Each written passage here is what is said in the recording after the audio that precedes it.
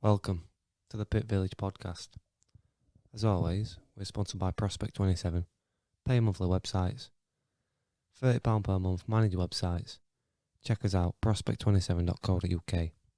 Now today I want to speak about moving forward in life with a purpose. Now, what does a purpose do for you? What is your purpose? And can we really be happy and satisfied in life without a purpose? Now, for most people, our purpose comes from our families or our careers. But where else could we find purpose in life?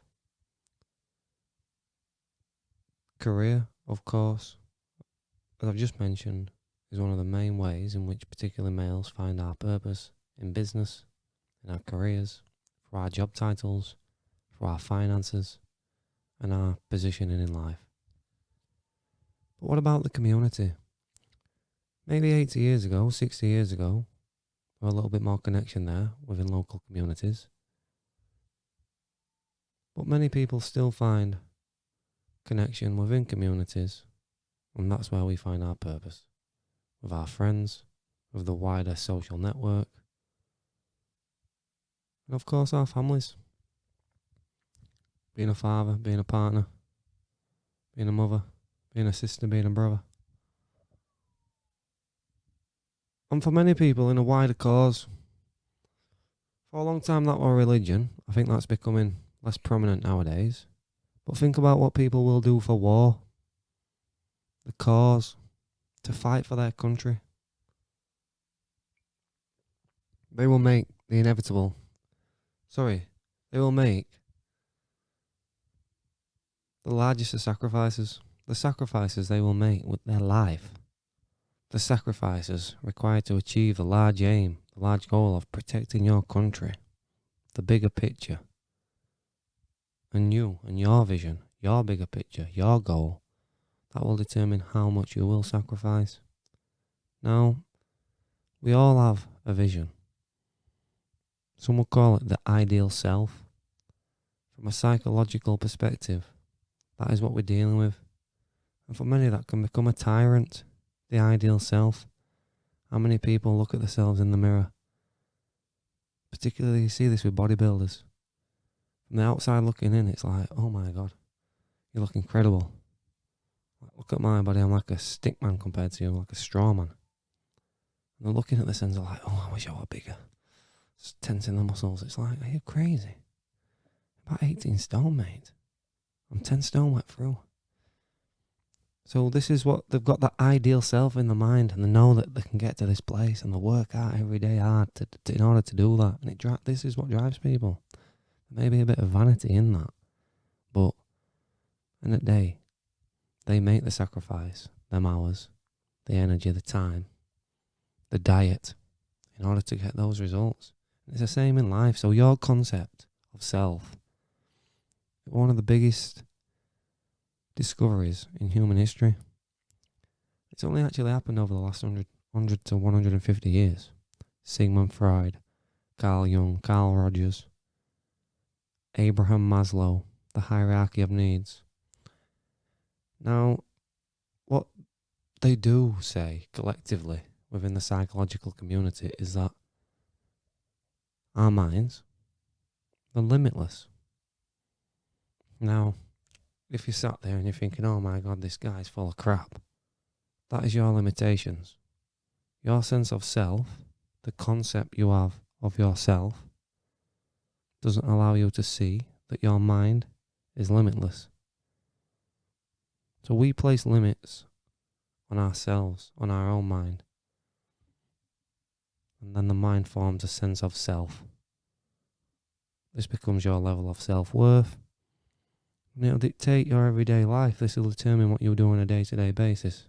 What you do, who you hang around with, your finances, career, how you set your life up. So the self, that's fortified by your own thoughts, your own behaviours, your own attitude towards yourself, but then from the attitudes and the thoughts of others. They are then reinforced on a social level. And we all have this ideal self, the person that we want to be, the person that we know that we could be. But then there's the real and the perceived self, the person who we are through our actions, and the person that we believe ourselves to be through our beliefs and our thoughts. And they can be very different depending on your level of congruency and your level of cognitive dissonance. Because cognitive dissonance is believing one thing and acting as though you believe in a completely different thing. So where do you lie on that? Where is your self-awareness?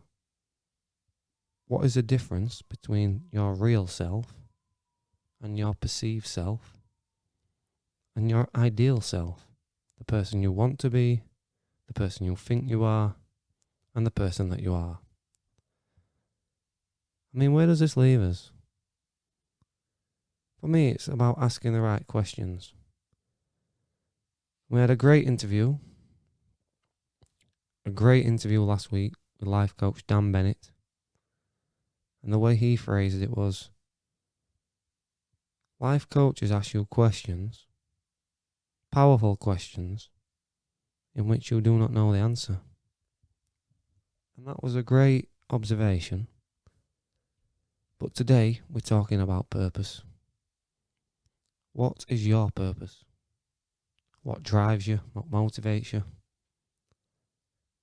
Human beings, we're set up to be target-driven creatures. We see the buffalo, we aim, we shoot, and we eat. And psychologically, we're set up the same. We need an aim, we need a goal, and we all need a problem to solve. I think in today's world, where we live in a world of abundance, a lot of our problems come from having too much rather than not having enough.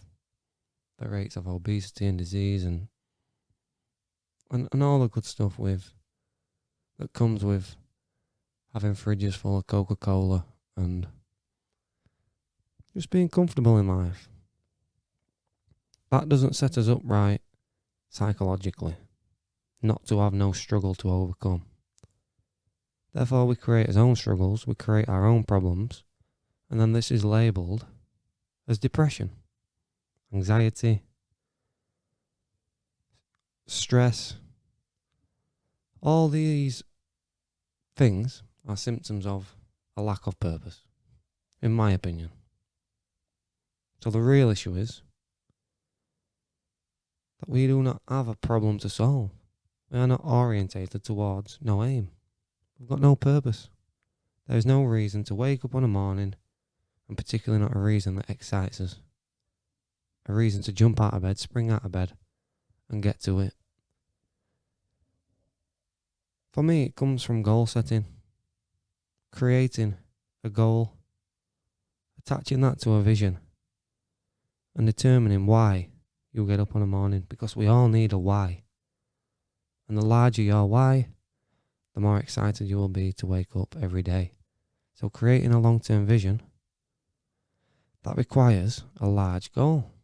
And by setting yourself a large goal and building a long-term vision, you can then be decisive, you can make decisions, move quickly, get better results, because you are working towards the long-term success. Now, I mentioned a very important word earlier when we talked about a cause. People, what will they do to fight for the country? The sacrifices they're going to make. What is your cause? What is your cause, and why would you make the sacrifices required in order to, sustain that success and achieve the large dream? Why?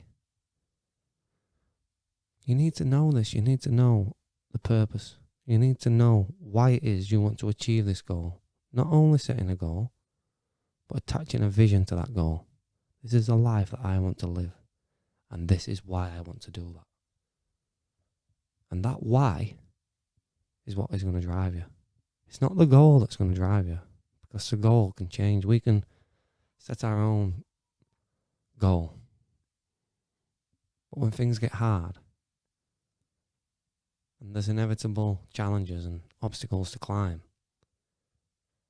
why would you not lower the goal, change the goal, aim for something else, and reorientate yourself once again to a different goal, something that's not as large, that's not as hard, it's a little bit more comfortable. And the mind will inevitably do that, just to seek comfort. So unless you know why you want to achieve this large goal, the long-term vision, there'll always be a plan B. Now, when we're predicated on long-term success, we will make the sacrifice that is required to achieve the goal.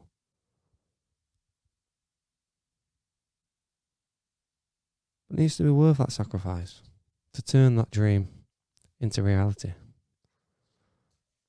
Now, setting a long-term aim and then creating daily actionable goals that allow you to achieve that aim is how you're going to orientate yourself on a daily basis. It's alright having a big vision and a big goal, da-di-da. You need to know what you can do on a daily basis in order to achieve that. I want 100 customers, pay me £30 a month. Well, I'm going to design them a website for that first off. But how am I going to get those customers? Comes back to asking the right questions. Once I said, I want 100 customers, pay me £30 a month, the first question was, what will I provide them for it? Provide them a website. So the long-term plan, the vision, create the purpose, and then I move forward with certainty. I started to ask the right questions. The powerful questions that you don't know the answer to, as Dan Bennett would tell us. Now you've got to ask yourself these questions. You don't necessarily need a life coach to ask you this sort of stuff. You need to know what your goal is, set a large aim. Right, I want 100 customers. How do I do that? I get 20 quotes every day. How do I do that? I cold call 200 people. How do I do that? I go on Facebook pages, I get the number, I type it into this phone, and I press dial. Okay, and what do you say? You ask me if I want a website. It's very simple. The 100 people pay me £30 a month become, hi mate, do you want a website? Phone down. So when you start to ask, how can I do this? Right, who do I need to know? What do I need to know? Where can I go out? Where can I go and find that information? Or find the people that I need to know to sell this service to build a business with? What is it going to take in order to achieve this aim and to solve this problem?